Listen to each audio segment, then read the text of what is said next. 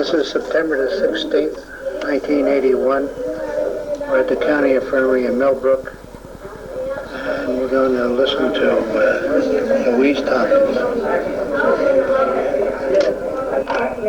Boarding school, the Quaker boarding school, and I want to give you a little idea of how the times were that brought about this wonderful school.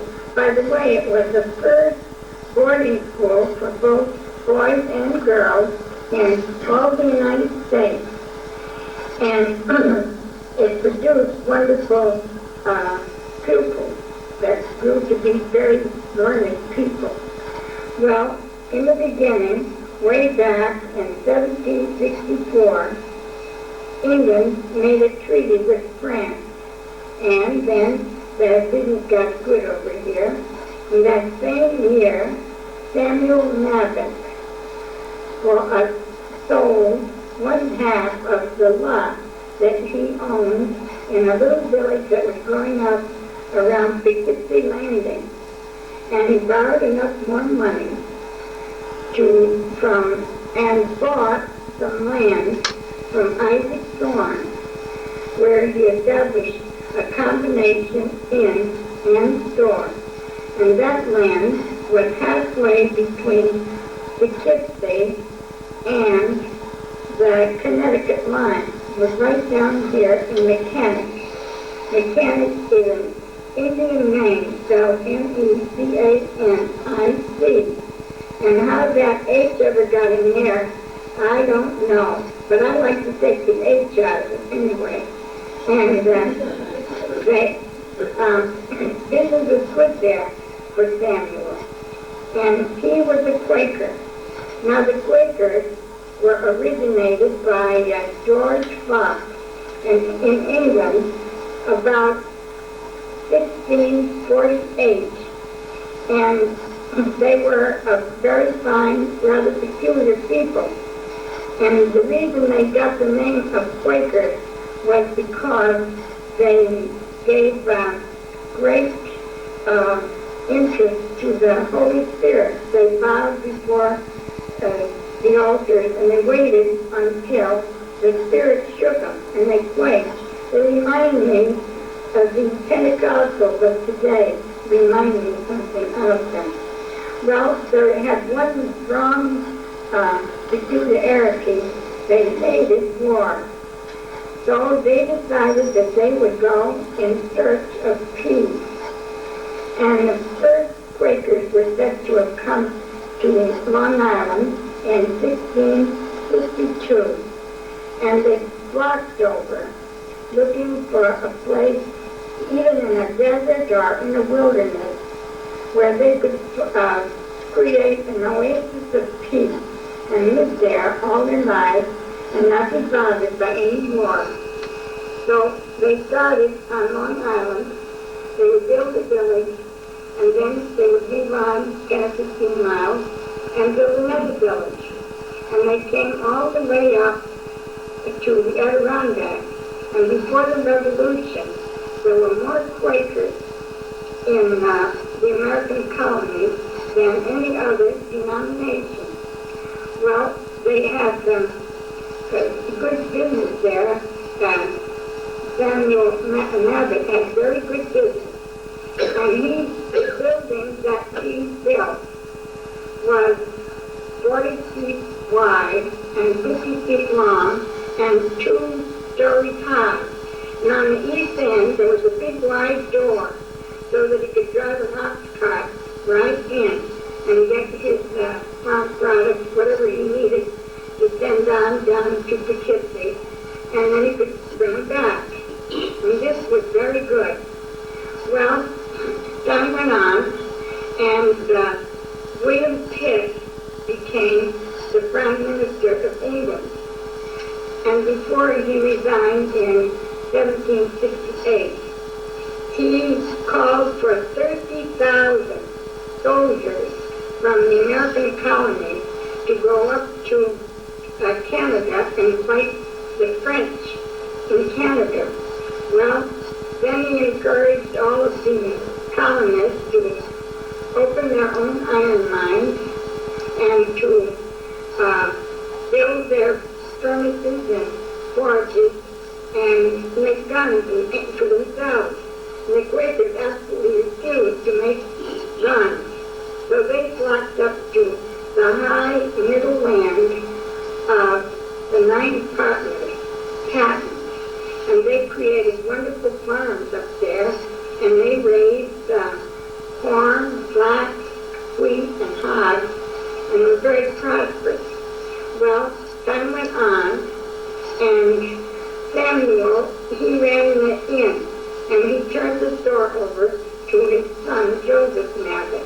and his wife, Hannah. And we found an interesting story about how he was writing in his big day book all the entries, what the Quakers were doing around there, and what he sold. And his wife was sitting there knitting a stocking. The light they had, it was in the evening, and the light they had came from a tallow candle that stood in a candlestick on a little candle stand near them. And it was the green light were all that they seemed to need. And they were prosperous, but they considered they were not rich enough to have one of those little glass whale oil lamps. My grandmother had one, and it was very pretty. Even though Joseph's cousin down in Nantucket sent word that they were all getting rich down there selling whale oil to Europe, so they would never have any. Well, one morning early, Joseph hired a nearby farmer, King Ray, to drive his ox cart into the long stone basement of that wide door and load it up with bags of wheat and pork. Then he took it down over the rough forest trails that were scarcely cleared of trees and stumps, and the road was called by courtesy the King's Road. And he went on down to Poughkeepsie Landing with that road and put it on sailing ships, so that the people could put it on sailing ships. And he got down there barrels of rum, and molasses and dried fish, and he brought that back up to Joseph and put it in that basement. They unloaded it, and Maya, it didn't smell very good, all those fish and everything, but Joseph was very happy about it. And the times got very good. Time went on, and Joseph didn't exactly like what was going on around. He said, John Hut is falling from grace. And then he wrote that William Potter and Thomas Casey and others had bought store cloths for themselves. Wow, that was terrible, because the Quaker wives, and you want to be glad you went to Quaker wives, girls, they were supposed to raise flax and stitch it so they could spin it into linen cloth, and they were supposed to raise sheep and stick the wool into yarn and spin it into yarn and weave the cloth, and there was a certain Lindsay Woolsey which they mixed the linen and wool with, but their name was homespun, a drab homespun. They didn't think it was nice to have a lot of color or ornaments or buckles or buttons and things like that. And Joseph and his wife always wore very plain clothes. And they went on like that, but as progress took its toll with their conservativeness, and they got sex shackles, S-E-E-C-T-A-C-U-L-A-R. That was their way of saying sex shackles, spectacles, and taffy, and all these fine clothes from a cloth from stores in Poughkeepsie, and brought it up by ox cart, and was sold in Joseph's store. He didn't like it, but what could he do?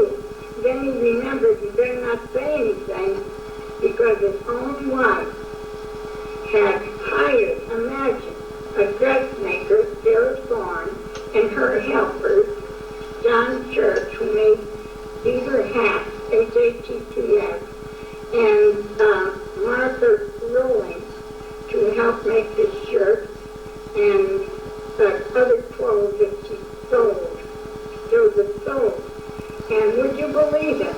She hired them for 7 weeks at 5 shillings a a week each. Now, a shilling was worth 12.5 cents. So I needed you to figure it out, and my arithmetic's not very good. Well, time went on, and the Quakers prospered so much that they, and Joseph got older, and Samuel, I don't know what did become of him, but they did the yearly Friends yearly meeting decided that they should have a school. So they voted for Joseph's combination store and inn to be the new school. And they bought it.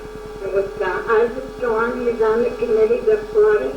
And Trip Mosier, I wouldn't be surprised, he's a very smart man, he's probably related to, Charlie's probably related to him way back. And Joseph L. Tompkins. They bought it. And they had the building renovated and extended so that it was 99 feet long.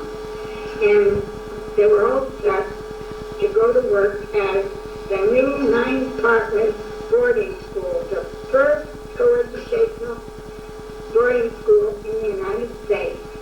And again, Chris Mosier was the first superintendent, and Jonathan Talcott was the first principal. They had usually about 100 pupils whom they taught a very thorough academic course. And they soon were able to secure an endowment fund of $10,000. Wow, that was a lot for those days. And then one of their first pupils was Jacob Willis. And he turned out to be nothing less than a genius. He came at the age of 16, and by the time he was 19, he was principal of the school. And he began to write textbooks. And he wrote one book that would have one arithmetic, Willis Arithmetic, that simply wowed the youngsters. He was the first one to depart from that strict rule of reading and writing and arithmetic taught to the tune of a hickory stick, and he taught by verses, the arithmetic by verses. And good George here is going to read a verse out of his arithmetic, his Willis Arithmetic, page 13. And it was widely read, used. Wait, you read it? Yeah. Listen closely. When first the marriage knot was tied between my wife and me, my age was to that of my bride, as 3 times 3 to 3. But now when 10.5 years later, we man and wife have been, her age to mine exactly bears, as 8 is to 16. Now tell, I pray, from what I've said, what were our ages when we wed? Answer, my age when married must have been first 45, my wife 50. Wasn't that fun to do all your businesses that way? My head is still spinning. Well, he also wrote a geography and an atlas that were the most correct, if any, that had ever been written in this country to that time. And it went through 13 editions. Well, after a while, it happened that a pretty girl, Deborah Rogers, was born August 23rd, 1788. She came at the age of 16 to the school. And by the time she was 18, she was made principal of the girls' department. And she was a very clever mathematician. And she and Jacob were married in 1812. And in 1813, she made the calculations of an eclipse that came, and that made her famous. They kept on and taught at the school for quite some time. And then they decided to go over to Pine Plains and teach a while. But then they got tired of that, and they came back to the boarding school, and they taught quite some time. And then they went up over to Nantucket and taught for 3 years. And again they came back. They couldn't bear to leave that school. Well, time went on, and the school was very successful. But in 1828, a very sad thing happened. There was a split in the great Quaker denomination. It was just what they would call today division between the fundamentalists and the modernists. The Quakers, the Orthodox or fundamentalist Quakers, held to the old doctrine, the Bible doctrine, and the others became Histite Quakers. It seemed that a man by the name of Elias Hist, he was a tall, bony farmer from Long Island, but he had what they call today charisma. And he came up in these parts, and he got people to follow him. He convinced them they could lift themselves by their own bootstraps if they followed a list of rules that he made up. Well, there were very good rules and everything, but he left Jesus the Savior out of it, and we couldn't see what good it would do. So they split, and the Orthodox kept the school, and they got some land, added some land, and built their own meeting house. The Hittite Quakers, they took the meeting house, the big meeting house is there, and they moved over beyond Burbank, and they built their own school on the Oswego Road. And there's an amusing story about how it got the name of Oswego. It seems that way back in early times, when Indians were still in the land here, right around here, that an Indian and his squaw stopped at a tavern, and they drank more than they should, poor things. And when they started out up the road to go home, the Indian fell down, and the squaw helped him up. And then the squaw fell down, and the Indian helped her up. So then they put their arms around each other, and they went up the road chanting, "Up we go, up we go, up we go." And ever after that, the road was named called Oswego. And the little village where the school grew up was called the Quaker City, or Oswego. And the Hittite school stayed there for many years. And the school, the nine-partner boarding school, was very successful till in 1856. The yearly meeting voted to exclude all children from non-Quaker families. So I'm very glad when I read some of the list of the students in the old nine-partner boarding school, I found my grandfather Enoch Tompkins' name there. And Grandpa had a long, long white beard. I vaguely remember him. He died when I was a small child. But people used to say that Grandpa had that long beard almost right to his waist almost, because he was too stingy to buy a necktie. But I think it was because he was careful of his money, because he'd been to that Quaker school. So I give the Quaker school the credit for being good with his money. Well, when they did that, when the yearly meeting did that, it seemed that many Quakers had moved on to other lands or other places, and they had not enough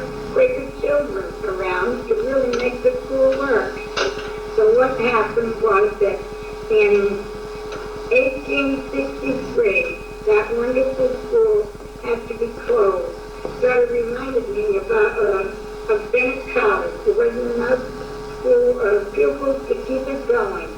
And when the school was closed, each student was paying $2 a week tuition, which covered the tuition, lodging, food, and laundry, no less, for $2 a week. Boy, that was a bargain. And shame that school didn't keep open. But it went on. And that is, it went on. It went out there. And 2 years later, the land, the property, and the house building was sold to John D. Wayne. And Charles I. Swift Sr. moved that Quaker school across the field to the spot where Mr. Wayne built his beautiful mansion, Sandinona. And that school was the nucleus of that mansion. And Mr. Swift took it over there on rollers drawn by oxen and never cracked up its walls over there. Wasn't that wonderful? Well, that was the end of the Quaker schoolhouse. But the Quaker school was moved to Union Springs, New York. And it went on there for quite a few years. And then it was moved back to Poughkeepsie, no less. And right there today you will find Oakwood School, the descendant of this wonderful 9-partner boarding school right here at Mechanics. Isn't that wonderful? And so, truth never dies. And that school had a great influence on this area. It created a love of good education, all those good school books, and that Jacob Willett wrote had a great effect on us. And I think that's why all these people are so smart today. They got an atmosphere that you could grow and be happy in. And that's all I have to say. And I thank you for coming, and I just hope you'll stick with this good historical society and make it grow and back up our good president here, Charlie Swift, and all the rest of them. Because it's a joy to meet you and to hear about all these wonderful things that have happened. And they say that there is a passion for local history that's growing in the land. I haven't seen it, but I hope it's true, because I'm all for it. If we don't teach the younger generation about their goodly heritage, we won't have any patriots. But I think we're going to do it, and I think you people here are going to have a large part in doing it, and I'm very thankful that I know you. And I thank you for coming, and I wish you the best of everything, and I say good night.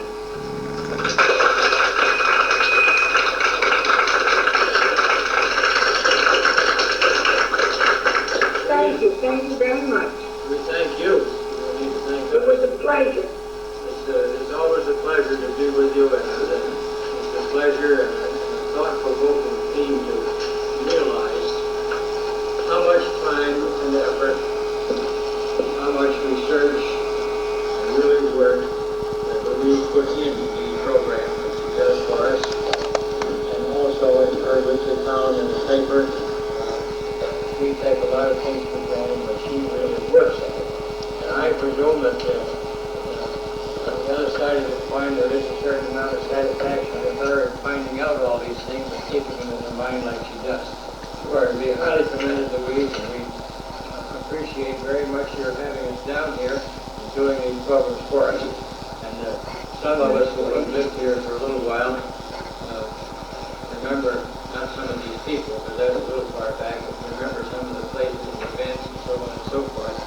And if you look, you may not have thought much about it, but we pass by these New York State historical markers in front of things, and you will find one down in the little greenhouse by the golf and tennis club. It says that was where Jacob Willett lived. I don't know if you've ever noticed it down there or not, but that was his home down there.